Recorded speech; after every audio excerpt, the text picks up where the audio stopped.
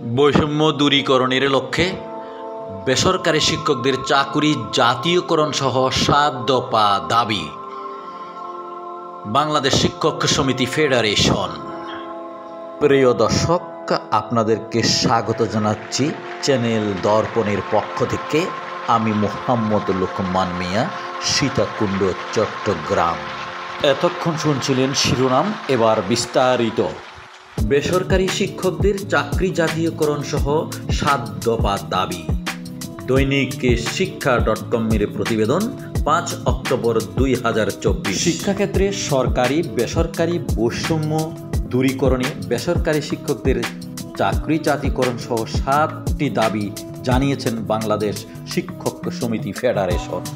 এবার ৫ অক্টোবর জাতীয় প্রেস ক্লাবের জহুর হোসেন চৌধুরী হলে বাংলাদেশ শিক্ষক সমিতি ফেডারেশনের উদ্যোগে আয়োজিত বিশ্ব শিক্ষক দিবস উপলক্ষে আলোচনা সভায় এ দাবি জানানো হয়েছে।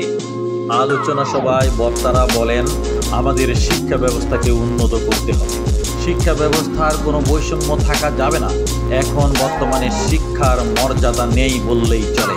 শিক্ষকদের মর্যাদা ফিরিয়ে আনতে হবে, শিক্ষার মান উন্নয়ন করতে হবে।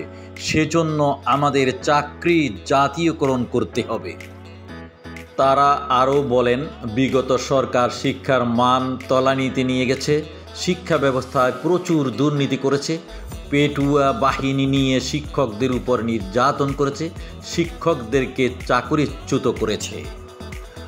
অন্তর্বর্তীকালীন সরকারের কাছে অনুরোধ জানিয়ে তারা বলেন, আমাদের এই দাবিগুলো বাস্তবায়ন করতে হবে। দাবিগুলো হলো: ১.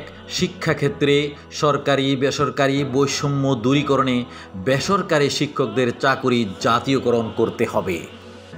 ২.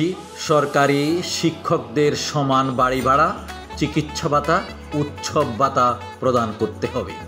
৩. শিক্ষা প্রশাসনে বেসরকারি শিক্ষকদের প্রেষণে নিয়োগ দিতে হবে। ৪. ওয়ারেন্ট অফ প্রেসিডেন্সি শিক্ষকদের মর্যাদা পূরণ করতে হবে। চাকুরির মেয়াদ ৬৫ বছরে উন্নীত করতে হবে। ৬. কল্যাণ ট্রাস্ট ও অবসর ভাতা বোর্ড পুনর্গঠন করতে হবে। শিক্ষা খাতে বাজেটের ২০% বরাদ্দ করতে হবে।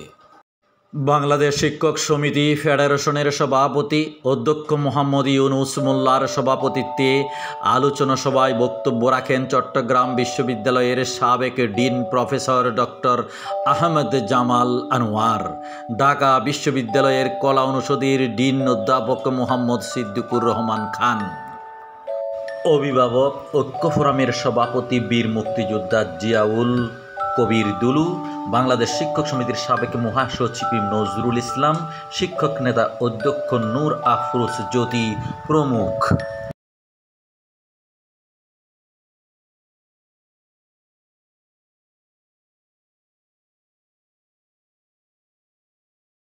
প্রিয় দর্শক, চ্যানেল দর্পণ দেখুন।